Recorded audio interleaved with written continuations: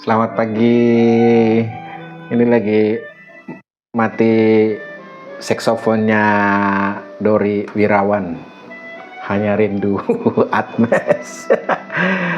Alright, saya lagi siapin materi presentasi.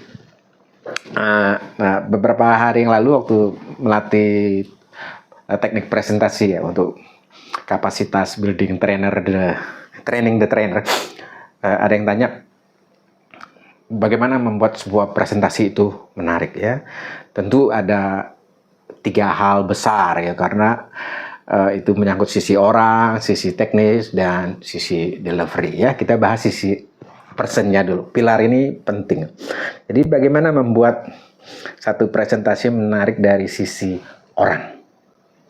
Satu, presenternya harus tertarik dengan materinya itu ya. Misalnya kalau dia mempresentasikan tentang potensi wilayah, keindahan alam suatu daerah, dia sendiri mesti tertarik sama kesengsem banget. Nah itu akan otomatis akan muncul getaran ya, satu conviction, dia pengen orang lain, lu mesti lihat deh, lu mesti lihat, ini bagus benar.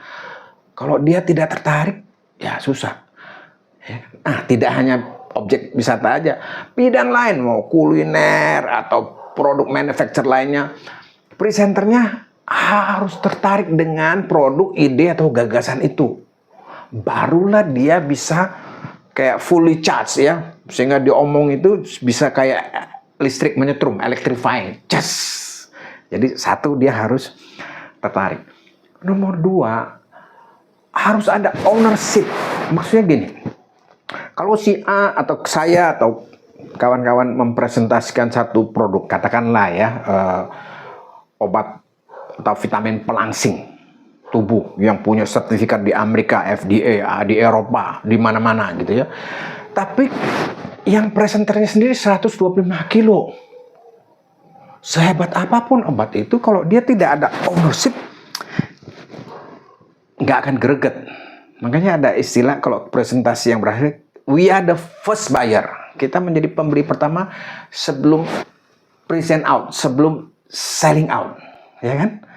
Sama lah ya, seperti kalau misalnya kita mempresentasikan kehebatan obat, bikin obat rambut tidak rontok atau tidak uban gitu. Sementara yang mau presentasi rambutnya udah klimis gundul gitu, sama ubanan, susah. Jadi kalau saya besok suruh presentasi obat kumis, penumbuh kumis yang lebat, ya agak susah karena saya tidak punya ownership yang hebat, ya kan? Saya bukan the first buyer. Ya, presenter yang berhasil dia harus he himself itu the first buyer before dia bisa selling out the idea, produk maupun services. Nah, nomor 3 itu usahakan untuk tidak takut, gugup, gemeteran. Karena kalau kita udah diselimuti rasa takut, nanti kita nggak lepas, ya kan? Nggak lepas. Hanya ingat diri sendiri, ingat PowerPoint, ngomongnya nggak ada PowerPoint, gini, ya, nggak menarik. Jadi harus lepas, baru bisa improvisasi. Jangan takut. Caranya gimana? Latihan. Nggak ada obat lain, persiapan. Karena tidak ada satu orang pun yang presentasi tanpa dilingkupi atau diliputi rasa cemas, khawatir, gugup panggung. Setiap orang pasti mengalami.